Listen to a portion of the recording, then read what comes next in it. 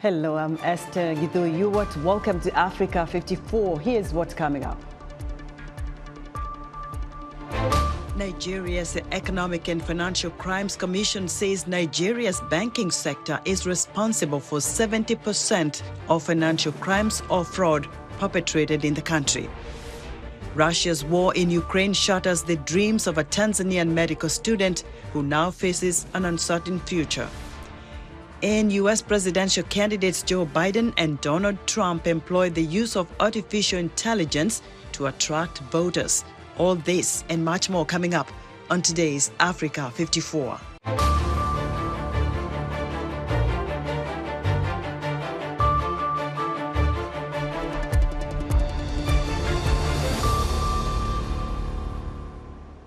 We begin our broadcast in the Middle East, where in a sharp escalation of pressure on Israel's war conduct, the White House is pausing the latest shipment of weapons to Israel amid mounting concern about its plan to expand a military operation in Rafah that the United States does not support. White House Bureau Chief Patsy Widakuswara has more. As casualties mounted in Gaza, the Biden administration warned in early April that U.S. support for Israel's war efforts would come with conditions unless it took concrete steps to protect civilians. With Israel launching its operation earlier this week in Rafah, in the southern part of Gaza, where 1.3 million civilians are sheltering, the U.S. warning came to fruition on Wednesday. We are currently reviewing some near-term security assistance shipments in the context of the unfolding events in Rafah. It's the first time the U.S. leveraged a weapons transfer to influence Israel's war conduct since Hamas' October 7 terror attack. Human rights groups have long demanded the U.S. stop weapons transfers, accusing Israel of using them in violation of humanitarian law. The suspension was welcomed by progressives in Biden's Democratic Party, but criticized by Republican lawmakers, including Senator Lindsey Graham. You want to micromanage the war? You know, we dropped 2 atomic bombs on the Japanese after Pearl Harbor. Did anybody in America really worry about that? The U.S. first considered withholding arms last month as Israel seemed closer to a decision on Rafah, a senior administration official said. Because the Israelis did not fully address U.S. concerns, the administration decided to pause the arms transfer last week. This includes 1,800 bombs, each weighing 2,000 pounds, about a ton, and 1,700 bombs weighing 500 pounds, around a quarter of a ton each. Under review are transfers of joint direct attack munition kits that convert so-called dumb bombs into precision-guided munitions. Just a day earlier, President Joe Biden underscored his support for Israel. And my commitment to the safety of the Jewish people, the security of Israel, and its right to exist as an independent Jewish state is ironclad, even when we disagree. His administration recently approved $827 million worth of weapons to Israel. At the same time, it missed a Wednesday deadline to submit a report to Congress on whether Israel is violating humanitarian law while using American arms. We continue to work to finalize the report. We expect to deliver it in the very near future. Even as Israel moves into Rafah, negotiations continue to end hostilities, along with the release of hostages held by Hamas in exchange for Palestinians detained in Israeli jails. Patsy Widakuswara, VOA News, Washington.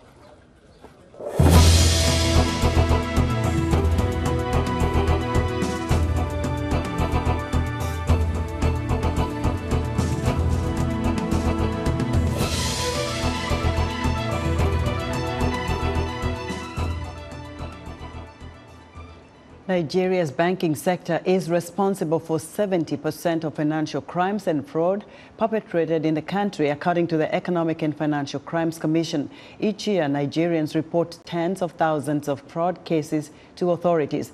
The Crimes Commission says it is working to counter the trend. Timothy Obiezu reports from Abuja. In April 2021, Uche Ohiri learned about an agro-business scheme that offered to pay up to 30% interest on investment in 4 months. She took the bait and invested $550, but the company shut down soon after and its founder vanished into thin air. I tried to log in. I had access to the website. I could see the fund. I could see the interest, but I could not do anything. Like Ohiri, hundreds of investors who lost their monies reported the company to the police. But they found out via news reports that the same firm had been accused of a $70,000 bank loan fraud in connivance with corrupt bank officials. The bank in question, though, denied any wrongdoing. It was a joke at first to me because it has never happened to me. Like, okay, you guys got to be kidding me. But unfortunately, it wasn't a joke. Fraud is on the rise in Nigeria's financial system. Nigerian institutions have lost $201 million to fraud since 2020, according to the Financial Institutions Training Center, a research and advocacy organization. Experts say growing electronic payments and less stringent verification standards are making local targets more vulnerable to fraud, and that financial institutions are often unable to thoroughly probe fraud cases due to poor information sharing and lack of coordination. The system is designed in such a way that its attempts to address corruption is superficial. We need structural strengthening, institutional strengthening, such that not just institutional, even process strengthening, such that any conduit pipe for corruption is blocked. The consulting firm KPMG says only 30% of Nigerian banks have fully implemented anti-fraud measures that allow mandatory verification of the customer's identity before opening an account. In 2021, the central bank asked bank customers to report unauthorized debits to its customer protection desk. Last year, President Bola Tinubu launched an anti-corruption campaign and called for support. And in January, Nigeria's Independent Corrupt Practices Commission, ICPC, and the EFCC said they are teaming up to fight corruption. We have our own constraints, just like every other organization. But we know that as a commission, that everybody's eyes on the commission. We have been doing our best. We have a good team. But Boti says words must be matched with action. Corruption is systemic, then we need a more systemic approach to fighting it.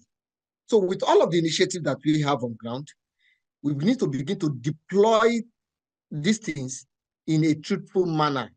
So for instance, again, we have the EFCC. They need to do more beyond just picking some few persons here and there. They need to touchlight more. They need to investigate more. They need to prosecute more people. The global financial watchdog, the Financial Action Task Force, says Nigeria has until May next year to address financial crimes, including terrorism financing, or risk being excluded from the global financing system, which would make it more difficult for Nigeria to do business and access international financing. Nigerian authorities say they'll make sure that doesn't happen. Timothy Obiezu, VOA News, Abuja, Nigeria. Our Corruption in Africa series continues on Friday with a look into the textile industry of Eswatini, where thousands of female workers endure deplorable conditions. These workers assert that corruption and inadequate regulations enable companies to exploit them. So be sure to tune in.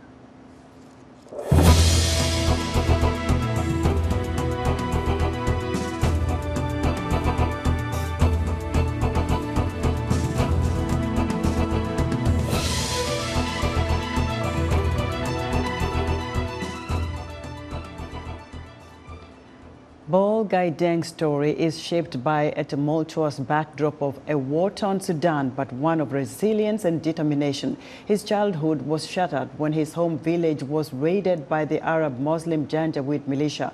He overcame many struggles before his life took a dramatic turn when a U.S. Christian church gave him an opportunity to start over again in Richmond, Virginia. From a former child slave, Bol now aspires to become South Sudan's next president. He joins me here to tell us more about his journey. Bol, welcome to Africa 54. I am so honored. Thank you for having me. Now, give us a little background about your childhood growing up in Sudan. Thank you for your question. Actually, thank you so much. I was born in South Sudan, is a region, a part of Sudan. Didn't know nothing about Sudan. I never heard of Sudan either. I was a village young boy, never know about Africa, do not know the world exists. One thing I knew is my tribe, Dinka tribe, that I knew. That's surrender. My village, we play every night and every evening. We take care of cuddles, cows, goat, chicken. Before the war broke out in 1983 between the Sudan People Liberation Movement and the Sudan government.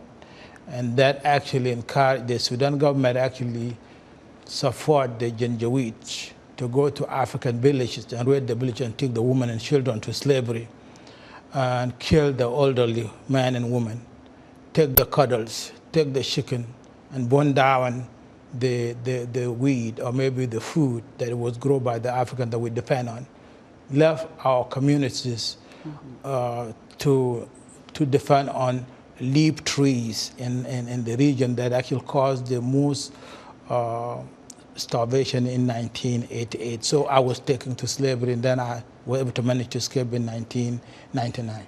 And slavery where? Where did they take you? I was taken to Dan. Dan is the city of the Janjaweed today. It's in southern Western Darfur. Can you tell me quickly how that impacted your life as a child? That in fact a lot, because when I was taken with more than 700 children.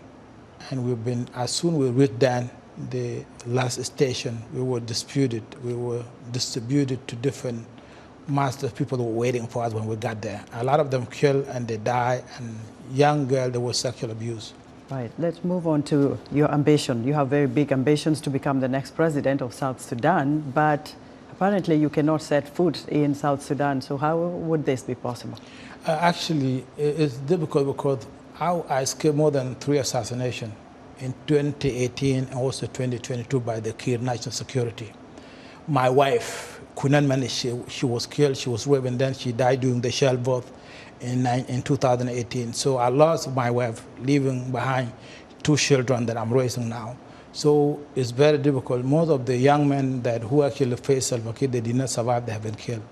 Now, drawing from your traumatic childhood experience, what would you like to see change for the people of South Sudan? I want to see South Sudan peaceful. We have to stop the war, unite the people of South Sudan, because to stop the tribal division not created by the Kiir government.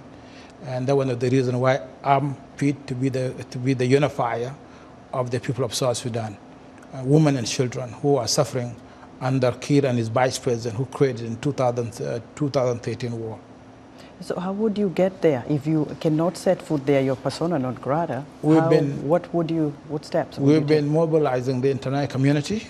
We've been writing letters and meetings with the international community. The member of Traeger, which is led by the United States, UK and Norway, and also the United Nations, the African Union, to put pressure on Kiir not to delay election, neither to postpone election again. So we've been working on that to make sure that the international community need to send the international observers to the South Sudan, particularly the security observers. It was done in Liberia in 2013. Charles Taylor now is no longer president, he's in jail now. It was done also in 2019 by the international community in DRC. Joseph Kabila is no longer president now in Congo, so we can do that, could be done as well in South Sudan.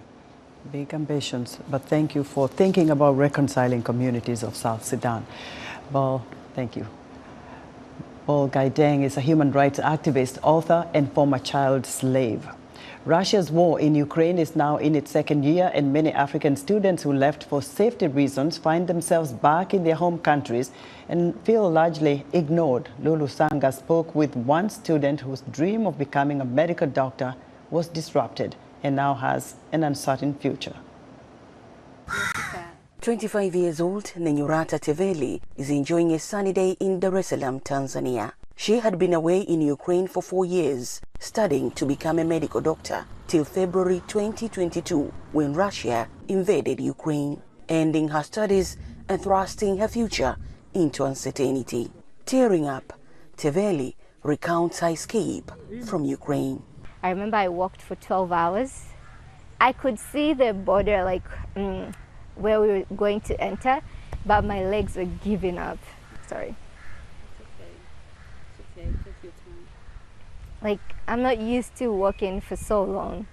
And I remember I called my dad and I was telling him that I just want to like rest a bit.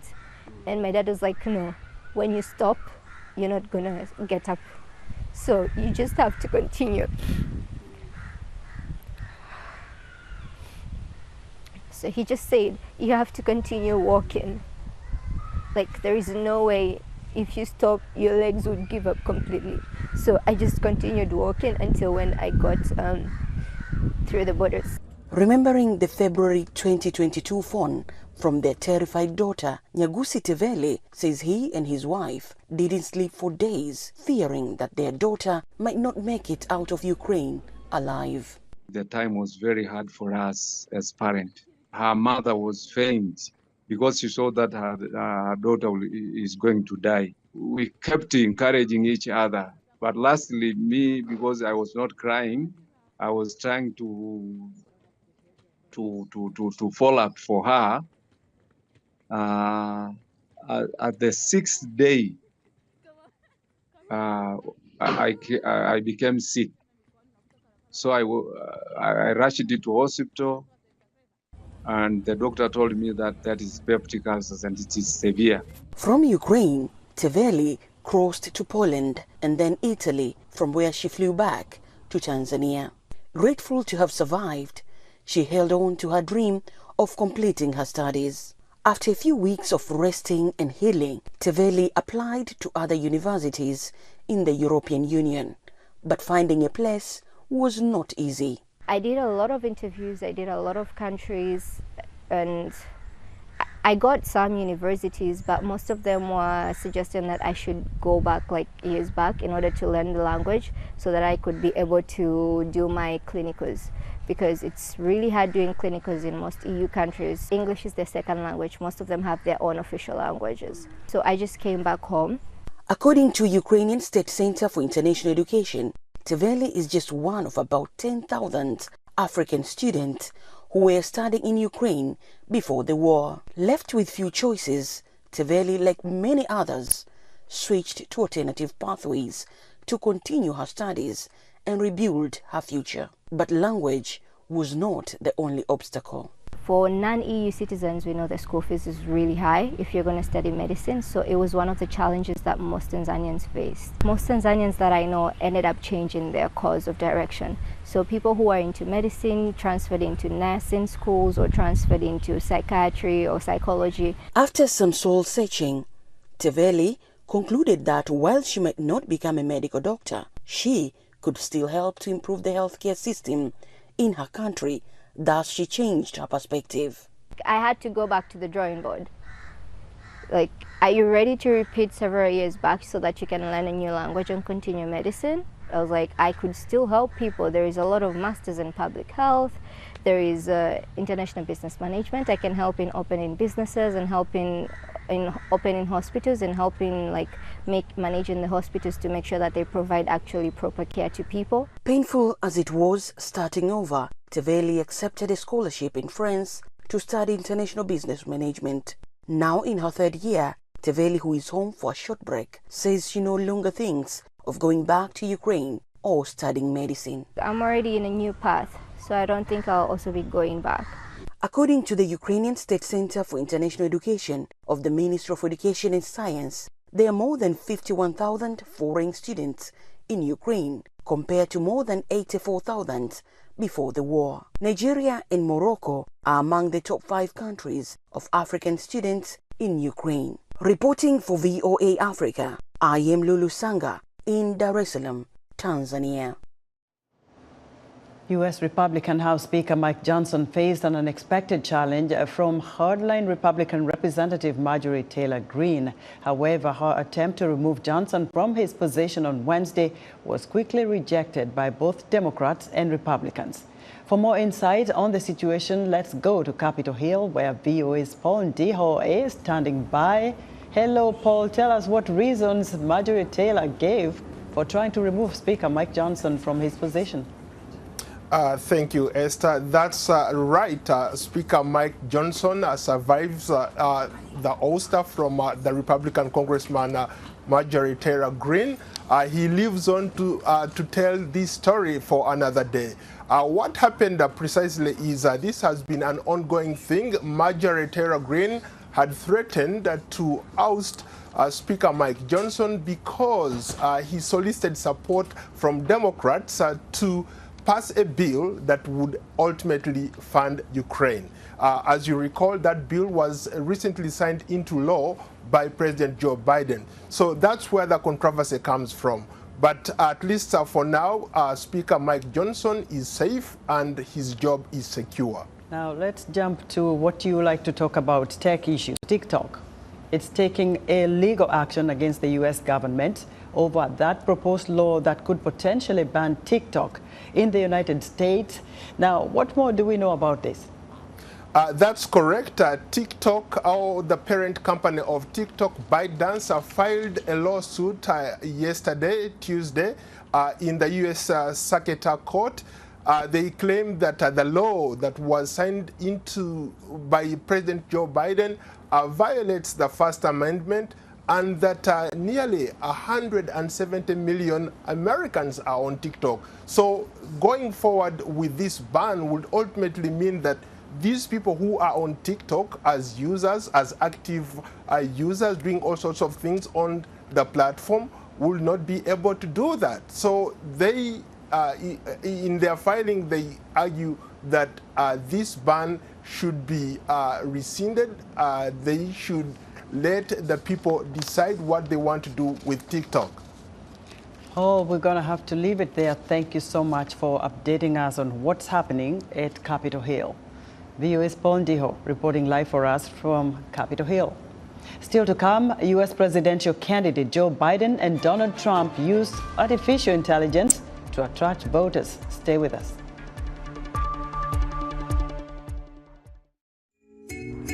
Actor Denzel Washington once said, "A mother is a son's first true love. A son is a mother's last true love." Most mothers and sons would agree. This week on Our Voices, we explore that unique bond, what it means to mother and son, and how a mother's love could help her son bring out the best of him. Join the conversation each week right here on Our Voices. You're watching VOA's Red Carpet. My name is Jackson Vunganyi. Thank you so much for joining us each week right here on Red Carpet. We bring you the latest in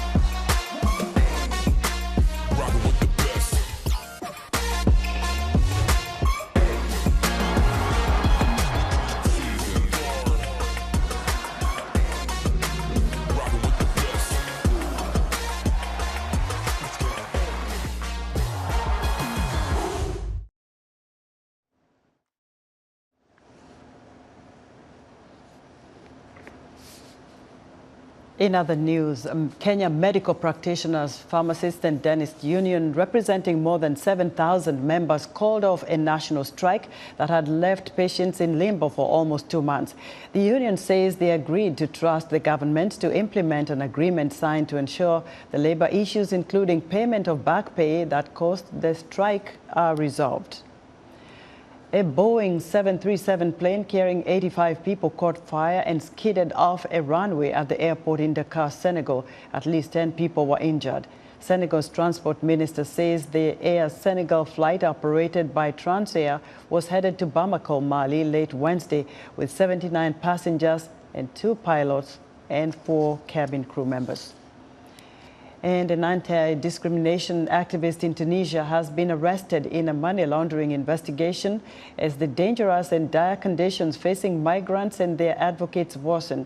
Saadia Mosbah, who is black, was taken into custody and her home was searched as part of an investigation into the funding for the Emnemty Association she runs. In the 2024 U.S. presidential campaign, Democratic candidate Joe Biden and Republican Donald Trump are both using artificial intelligence to attract voters. VOA correspondent Scott Stearns reports. For political campaigns looking to best target the most voters most economically, generative artificial intelligence is the biggest change in politics. The models are getting better very rapidly. It feels like every week there's some new model which is significantly better than a previous model. Those models are powerful tools for campaigns at the national level and at the local level, says political strategist Betsy Hoover. Think about the campaign that does not have digital staff at all, and therefore really doesn't have a digital content program. Like generative AI allows them to have one, and a pretty robust one if they want to. Or think about a candidate who's running against a well-funded incumbent. AI has a huge role to play in that campaign. Hoover's firm invests in developing technology for Democratic Party and left-leaning causes. She says the key to machine learning in politics is, quote, doing it the right way. I don't really know exactly what every Republican campaign would say their standards are, but I do know that Democrats have a high standard for how we're going to use this new technology. And so I'm not really worried about falling behind if it is not ethical and responsible use of AI. In 2016, the Trump campaign used unprecedented social media advertising with hyper-personalized messages, working with the British data mining firm Cambridge Analytica to directly target individual voters in swing states. Brad Parsale was that campaign's senior advisor for data and digital operations. His firm Campaign Nucleus powers the 2024 Trump website. Parsale told a conservative Freedom Fest conference earlier this year that artificial intelligence can analyze voter data to create mass personalized text and email ads and deploy paid workers to pick up absentee ballots. In a couple of years, you're going to be able to have this running for office on your cell phone, an AI-driven press release machine, write your campaign emails, fundraising tech, everything right on your cell phone, all built for you. It's not just the campaigns. Polling by the American Press Institute and the Associated Press show 42% of American voters worry that news outlets will use generative artificial intelligence to create stories during this campaign. Scott Stearns, VOA News. And that's our show for today. Be sure to watch Africa 54 on our website at voaafrica.com. From all of us here in Washington, thank you for watching.